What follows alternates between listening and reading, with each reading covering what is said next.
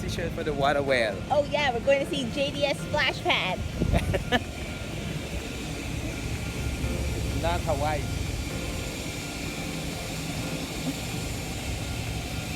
I'm so excited. What? Whoa! So today we had to do a few things, and we had a few things to check on, so we did that. After we were done, we went to Major's house for a cup of tea, as we usually do, and Ricky was calling and he's saying, you know, come home, like, I have something to tell you guys, and he was being really weird, and I was very unsure of what was going on. And we went home, and Arvind was there. And Arvind is my boyfriend. We've been together for about 6 years. We've never gone on a trip together. It's usually kind of difficult being apart for so long, but he came. I couldn't believe it. I'm getting red right now.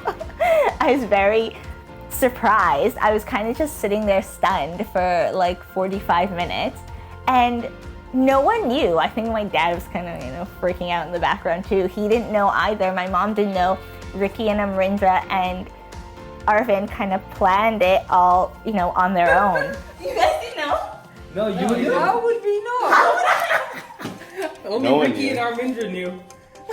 What the hell is going on here? Oh my god! That is so good! I came to bring the magazine, right? Oh. You need to bring the magazine. The last 2 days shipping was was a too lot of expensive. surprises. Yeah, so I said we book a flight instead. You know how you said yesterday he needs to come to Varanasi?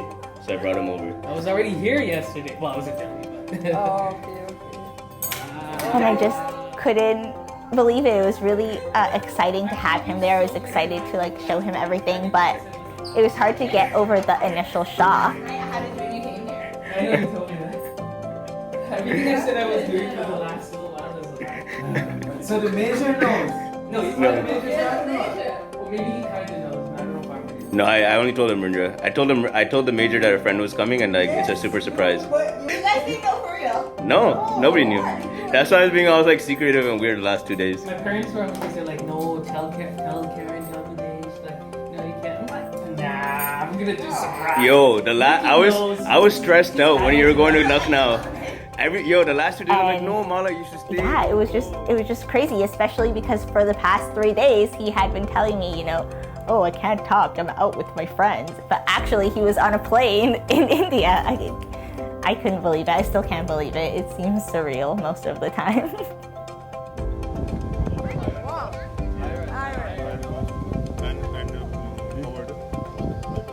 Oh, don't cry. Chocolate? Chocolate? Yeah.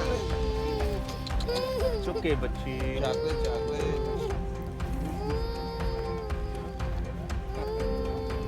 Wow. Toffee? Chocolate? Oh. It's still sad. Today we're back at the village. We've decided that we're gonna add on an enclosure to the borewell. Thanks to all of you guys, we actually fundraised more money than we had initially needed. And they're gonna have the shower coming out of the wall, so any villager can shower in here, especially the ladies. Now let me show you where they shower.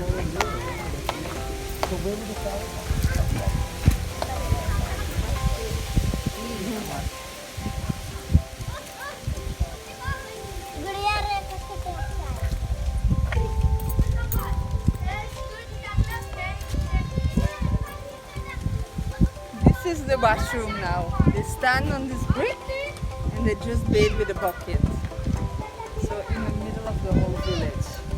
So now they're gonna have a covered washroom, which is gonna be very nice for the kids and the women especially. You know, while we were there, we saw that there was no real place for the women to bathe or the kids to shower. And what they were doing is there was kind of a pile of rocks off to the side, and they would just stand on that with a bucket and pour it over themselves. But of course, this isn't necessarily safe or comfortable for a lot of the women and children to be doing in public, and the men as well.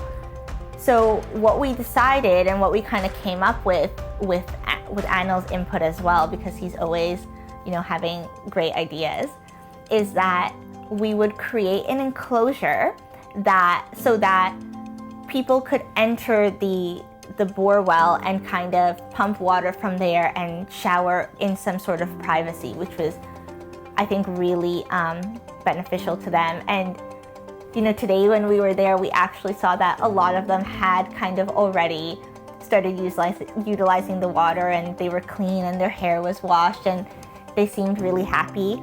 They also promised us that the kids would start going to school, because something we didn't realize is that although the public education is free and they get a meal at school, a lot of people weren't sending their kids to school because their kids couldn't shower and couldn't wash their uniforms to go to school, and they didn't feel comfortable sending them without that. So they told us now that they had this, they would definitely be sending their kids to school, which was just yet another win that we didn't anticipate. Good afternoon, everyone. Are you excited? We could not get away from the kids. They would not let us leave without spending some time in their classroom. So Ricky and I decided that we would start a letter writing campaign with them, because being the teacher that I am, I couldn't agree to just go hang out with them in the classroom. I'm like, we need to do something educational, even if that's lame.